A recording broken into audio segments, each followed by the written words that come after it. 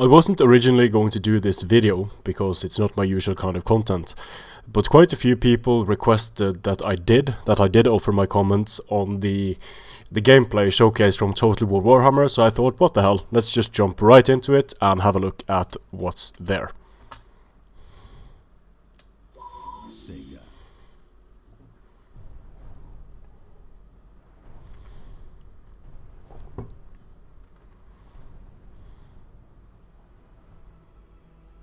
This is pre-alpha, so fairly early. And welcome to the first Let's Play for Total War Warhammer. I'm your friendly neighbourhood community coordinator Joey Dalton, and I am joined by Al the Hatman Bickham. Hello. Who will be driving our battle for us today, and Simon the Man. Hello. So we're going to show you the ambush at the Thundering Falls. You'll be able to play as the Dwarfs, as High King Thorgrim Grudgebearer, and you'll be facing off against Knobnail's Backbiter. Goblins have awesome names, and Knobnails is a typical goblin name. I'm sure the majority of the Creative Assembly in England, being British, they knew what they were doing, naming him Knobnails. He might as well be called Cocknails. Thorgrim Grudgebearer is being carried on his throne into battle, which is great. He has his shield bearers with him. They must be mighty strong to be able to carry Thorgrim and the massive throne on a single hand and holding their shields in the other. It's a very cool model, and it's really cool that he's sitting on top of there reading out from his book. I have a hard time seeing how he's going to be able to bash anyone with that axe of his sitting way up there having short little arms. Nonetheless, I don't care, it's a cool model. So we're going to hop right in and talk you through some of the units that you will be playing with. And just a reminder, everything that you see here is pre-alpha footage, so it may be subject to change. March on, brave Dowie! March on! To the cursed realms of the Groby we go!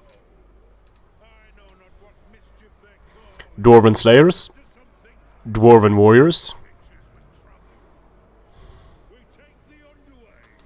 and you can see that the Thundering Falls have sort of been overrun by Orcs and Goblins, and they've put their own personal touch on the old Dwarven architecture, which I'm sure the Dwarves are very appreciative of.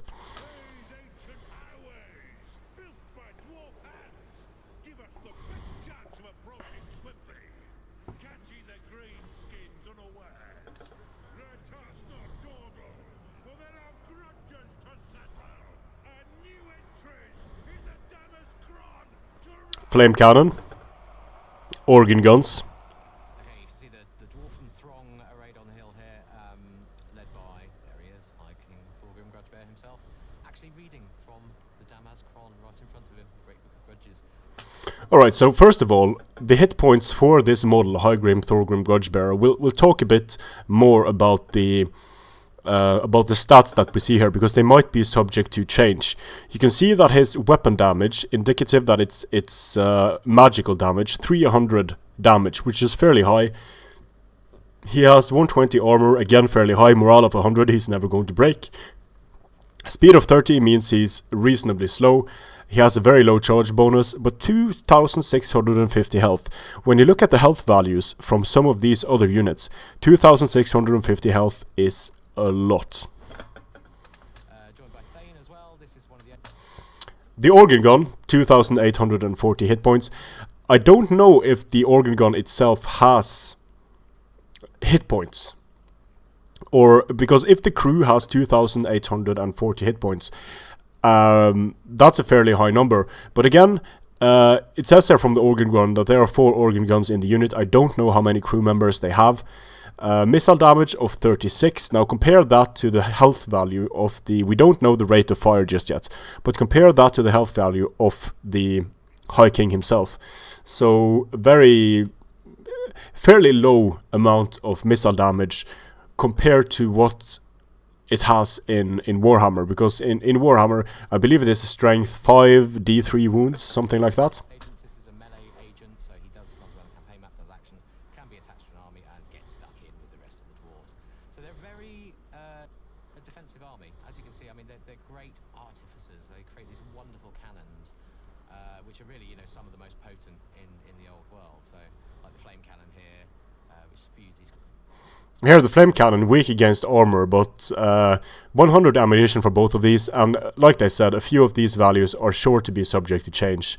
But 175 missile damage there, that is substantial, and I'm sure a lot of that is going to be able to be blocked by armor, but it's going to be firing up against the enemies of the orcs and goblins, and there are some very low armored troops in there, so I think the flame cannon is going to be a very interesting cannon to play with, because it has short range, but once it hits, it really, really hits.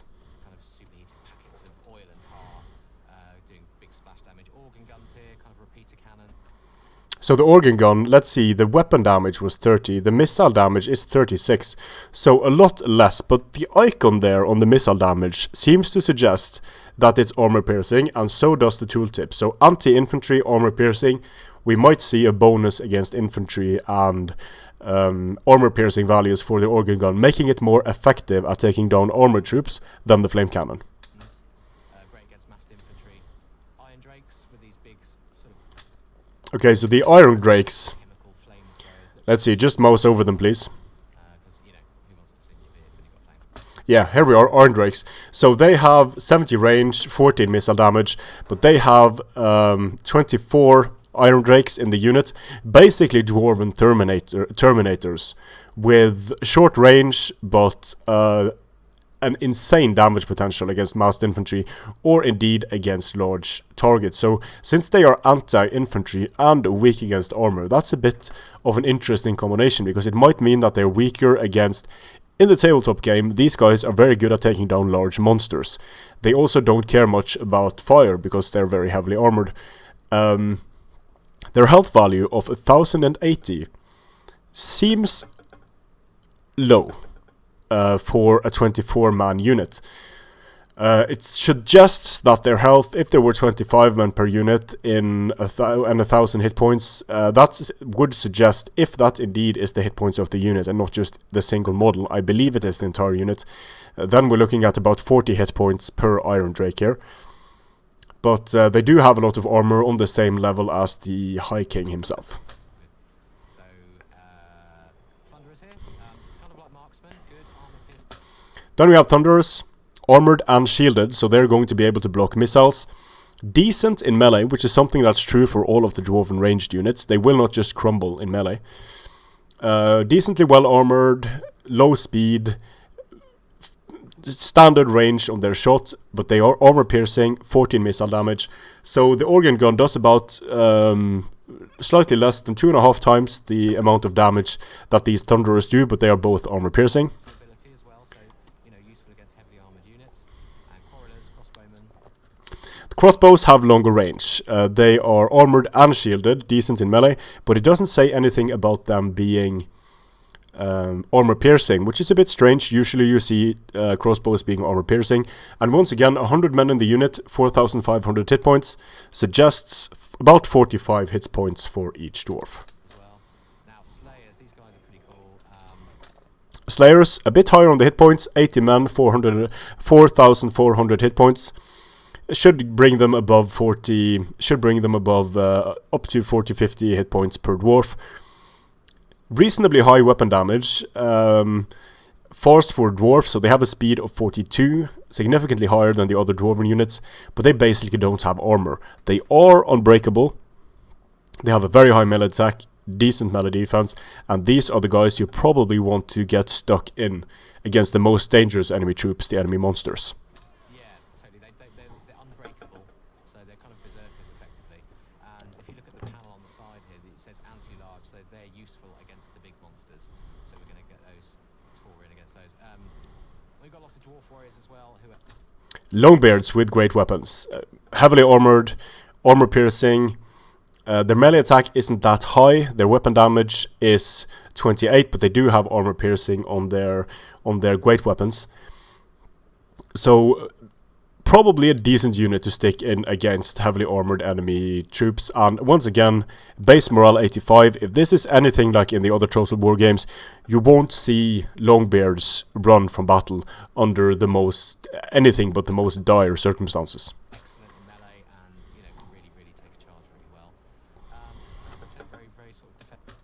There we saw some Dwarven warriors, but I did manage to stop it. There we are, Dwarven warriors. So, good armor, they have shields, charge defense against large, which is interesting. I don't know what that ability does, but I'm sure it's going to give them something like a bracing bonus against large troops charging them. 140 men in the unit, 6,300 hit points, again bringing them in the 40-50 hit points per man range. And 30 weapon damage, no armor piercing it seems, just standard melee damage, 8 charge bonus, fairly low charge. Now one of the special things about the dwarves in the Warhammer game is that they both gain a strength increase on the charge and they get a strength increase when charged. So no matter if you charge the dwarves or if you're charged by the dwarves, it's going to hurt. So I'm going to go for a pretty standard defensive formation because we are going to be attacked by waves and waves of greenskins. So, and they're all going to be coming. You know, there's a main kind of force in the distance over there, but we're also going to see them pouring out of these kind of side roads that they've overtaken a bit of the ancient dwarven stronghold there. But yeah, out of these side roads, they are just going to come wave after wave. So I'm going to stand and defend as best I can. This is something I quite like because previous historical battles or campaign battles in Total War, sure, you might have reinforcing armies, but usually it's just two armies fighting it out against each other. But having reinforcements come in from different points on the battlefield adds a new dynamic, and I think it sounds like a lot of fun. Personally, I like the sort of tower defense where you have a small force and you have to defend against wave upon wave of advancing enemies, and I don't think you'll get a much better backdrop for that than a few units of dwarfs fighting up against hordes of greenskins.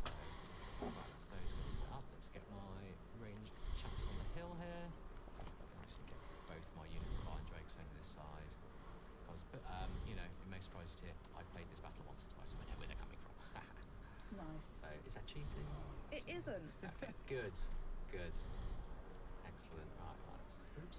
Although if you lose, there will be egg on your belly. Yeah. Oh, yeah. Oh, yes. We won't let you live it down. It won't be the first time. So I'm going to keep those guys in reserve as well. Right, let's get started. Good luck, Al. Thank you. Right, let's do a little bit of early manoeuvring. Get these guys out of the field so they're not going to get shot in the back by my own gunners.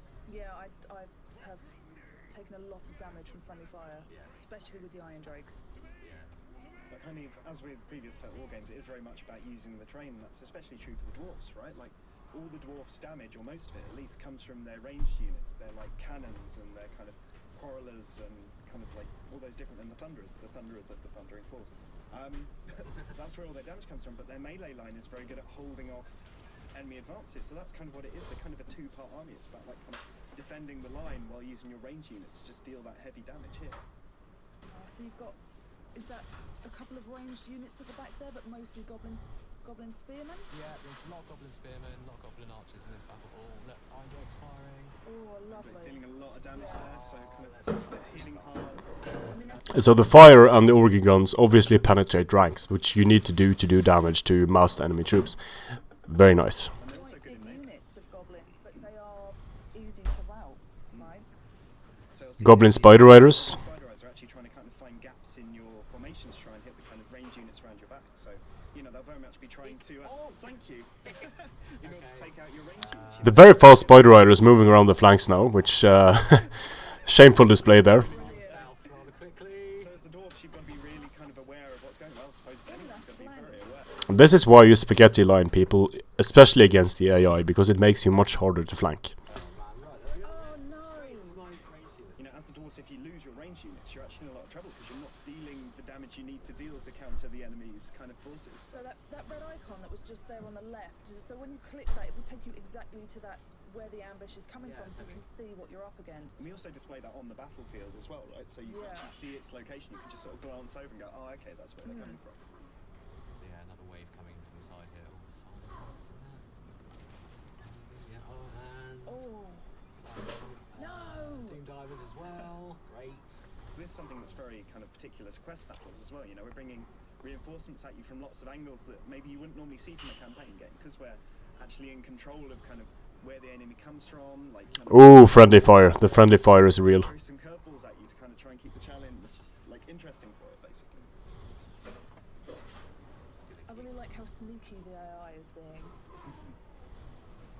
Well, the AI isn't being sneaky, it's just Al not knowing how to set up his army properly. Sorry, CA, but that's the honest truth. Form these guys back up. You know, fortunately, I did alright here because even dwarf ranged units are like, they're pretty heavily armoured, so I can come back as well. They were chasing some guys off the field there. Because, you know, these points at the back and the side, they also count as kind of exit points for routers. Well, that's the interesting thing, because for the first time, I think in a Total War game, you've actually got non-square playable areas, right? Like, you're fighting in the Dwarven underway here, and Yeah, as you can see, it's a kind of long tunnel, but there are points for your units to route out and for reinforcements to come kind of around the map, as it were. So you get some interesting battle. Uh-oh. What's that? From the rear out. Oh. What's coming in? Some trolls. We've got some trolls lumbering.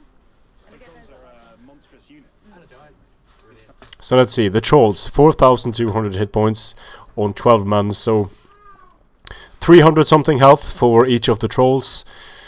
About 8 times the number of an infantry unit, which makes them fairly high hit point. They don't have the highest armor. They do have 60 weapon damage, which is very high. I think they have an armor area of effect damage as well, anti-infantry, so bonus against infantry perhaps. Very fast, 57 speed puts them on the level of slow cavalry basically. And I don't know what these icons down there mean if they have regeneration. I'm sure they're going to be scaring stuff, but regeneration is something that has to be in there for trolls. It's essential for the game. Regeneration cannot be used when they have taken damage from flaming shots. So it would be really nice if trolls could regenerate damage taken from normal wounds, but once they get hit by flaming, the regeneration stops, so it brings in a use for flaming ammunition. Something that can really leverage his slayers and actually do a lot of damage if you choose to. It's Slayer o'clock. Actually, I'm going to bring my Thunderers up as well, because they're quite good armor piercing, and, you know, the trolls and that giant are pretty... Yeah, armor piercing's definitely useful here. But I mean, that info panel on the left-hand side is really useful to see kind of that extra bit of translation. If you're not totally familiar with the Warhammer Fantasy Battles universe, that will give you a good indication of what's good against which unit. So the Slayers are anti-large, so Al's putting them in against the Giant. I love the way, once again, like the kind of charging stuff, the way units kind of leap in, so the slayers will kind of leap in with both axes and slice, but the giant's going to be dealing a lot of damage. So let's see if we can capture the giant stats here. And hitting the giant on lots of different sides, so kind of they're dealing little damage over time, whereas the giant is kind of one massive hit of damage there, with massive knockback. So, you know, they're taking damage from it, but they're going to be whittling down its health very quickly. So, Oh, just missed it. you see it's got quite low health. Oh, it's gone! Well, it's dead anyway. So brought down by the Slayers. It's nice that the giant isn't able to just go in and wreck armies. Because in the base game, in Warhammer, the giant is a big squishy monster that might do a lot of damage, but might just do weird shit and not really accomplish much. Routing as well. Oh, they're right up in my Thunderers. This is not... And something worth noting is that trolls also suffer from something called stupidity, which means that they might not do what you want them to do all the time. I don't know how that would be modeled in this game, but it would be cool if the trolls had a random factor to them, where you essentially have to keep them close to the general, because they lack the intelligence to know what they do on their own. Right. Thorgrim holding the line at the front there, keeping the troops happy, obviously. So Thorgrim also has his General Zora, right? Friendly fire. When you press down space or something, you can see the General Zora. We've also added some new features, so on the right there, as you'll see, like, you can now toggle on and off features on spacebar, but then also lock them, so even when spacebar isn't held, That's nice. to your General Zora, for example, and things like that. And it's just kind of little ways where letting you kind of customize the UI to So already the organ gun up to 180 kills, fairly nice. for example, and stuff like that. So yeah, it's actually quite cool. Right, looks like the big forces at the distance are on the move as well now, so let's get everybody ready for a big frontal attack. They're still chopping away. Ah, they're going down, they're wavering. Still But your air support has arrived. Ah, fantastic. Let's get over there. Right. Gyrocopters confirmed. So range 80, low range, 40 ammunition, 23 missile damage, 4 man per unit, 2,000 health and 100 armor. These guys are going to be very easy to take down with mass missile fire. If there are only 4 gyrocopters per unit, 100 armor and 2,000 health, anything armor piercing is going to have a field day against these gyrocopters. These the Dwarven gyrocopters. But look at this though, they actually have a melee attack. They have a charge bonus. They don't have any melee defense, so I'm quite curious how these guys will handle like flying harpies and some of the undead flying beasties, if they're able to fight in melee, or if they're kind of like flying horse archers where they can fight in melee, but you don't really want them to do that. They rely on machines, right? They haven't got any magic or anything like that, so they rely. Well, the dwarves have magic, they just call it runes, and it's magic. The Anvil of Doom, various rings, various magical banners, magical weapons. It's just the dwarves are finicky about that stuff, they like to call it runes instead of magic. But come on guys, it's magic. On these kind of fast-moving units to kind of make up for their lack of mobility on the battlefield. So they're able to fly around, deal a lot of damage with their kind of guns, but they also have a special ability, which is to be able to drop bombs. So that when you press the ability button, which is on the bottom left-hand side, Ooh, nice. drop bombs Firing on the trolls. gyrocopters. Oh, I see. You know what? I'm going to get them over So you can here. actually kind of do your own little bombing run, basically, kind of flying across the enemy and just drop the bombs at the right time. See, that would be useful right at the far back where there's quite a large line, and Exactly, so they've yeah, got to be directly above to benefit from the bombs. Exactly, Right. yeah. So it's kind of it's a bit of a skill shot. So if you line them up like that, you can see their. You can see the movement icons on the floor there. So if I line them up in a good spot, This looks like a lot of fun, I'm not going to lie. perhaps they know I what's think coming. you're still Let's covered. do that. Let's get down there, right? Grenade time. Off you go. Ah, that is I'm satisfying. going to drop the second load as well. There. Let's see how much damage that did. It didn't kill too many goblins, it seems, and they're taking damage very quickly from the goblin archers. So from experience, The goblin shaman, 1200 health, squishy character, 20 armor, very fast speed though, should be able to get out of a lot of engagements that way. High weapon damage, magical weapon damage. with the gyrocopters, it's best to kind of fly. And let's see, select the Arachnarok please. Arachnarok Spider, okay.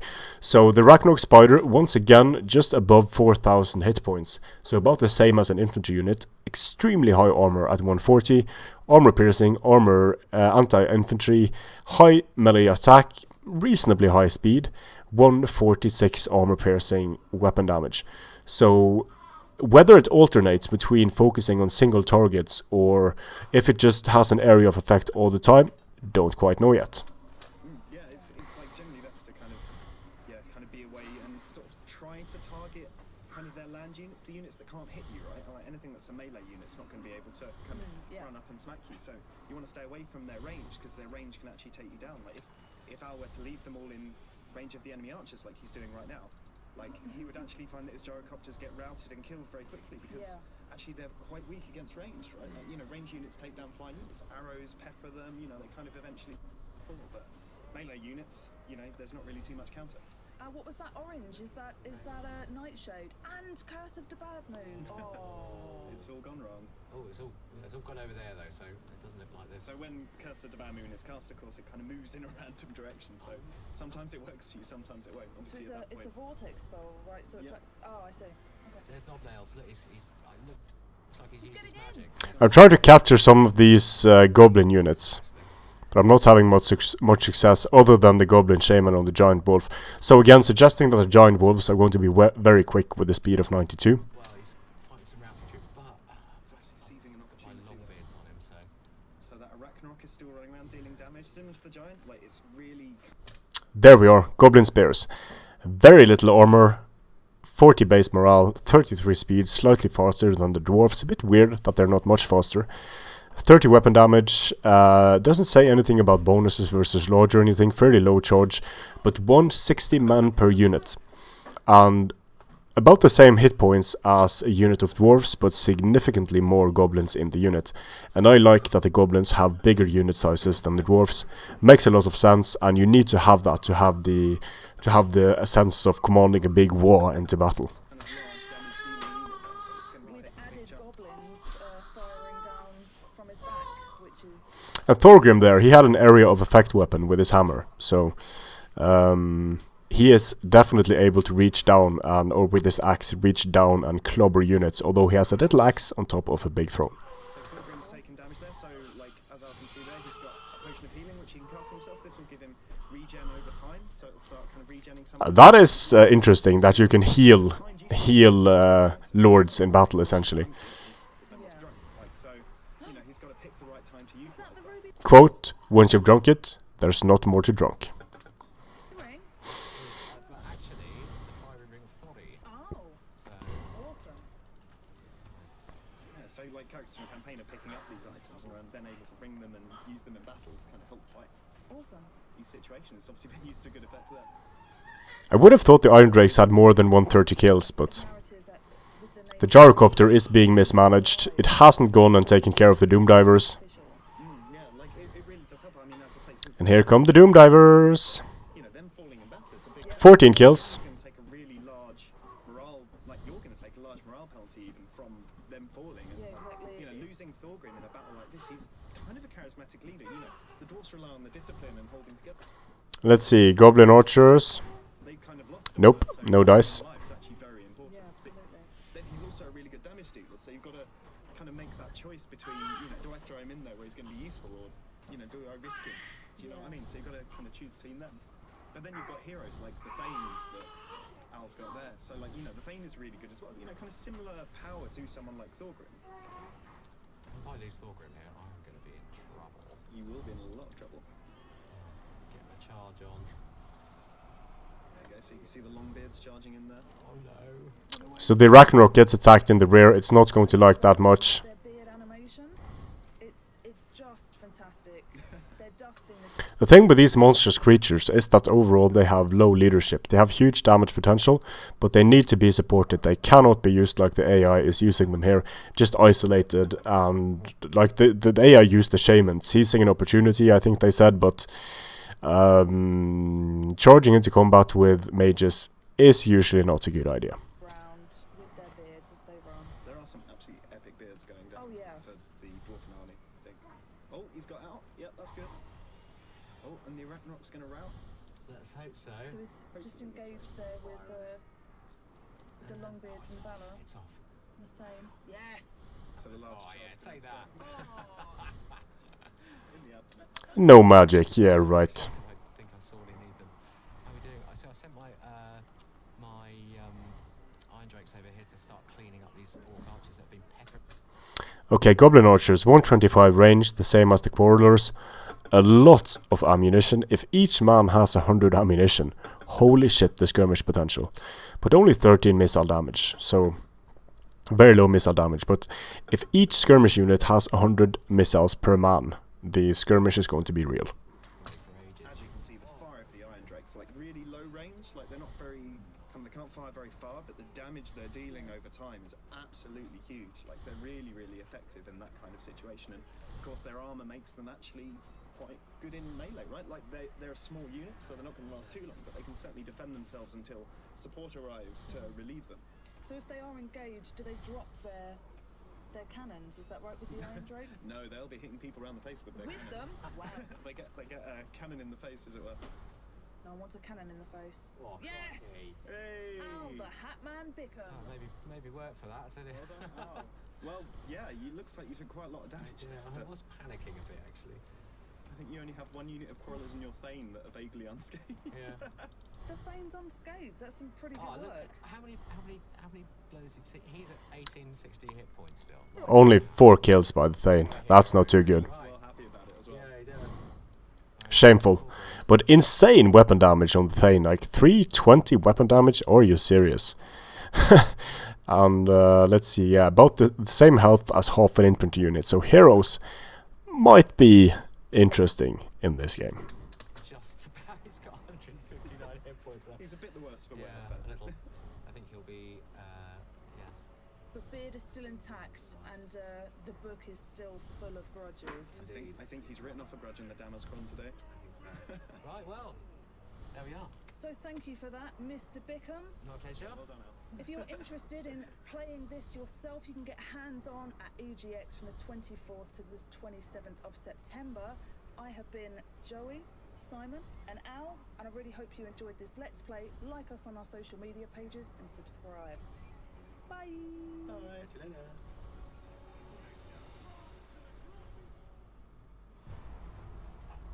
Yeah, so this was pre-alpha, and I'm sure some things are subject to change here, but I would be surprised if they are changed completely. There are some things that are fairly well known to us, like it seems like the basic unit stats are about the same, but there's a much wider range of damage with the different units. So you have units like the heroes with 300 damage per hit, might be really good against large units.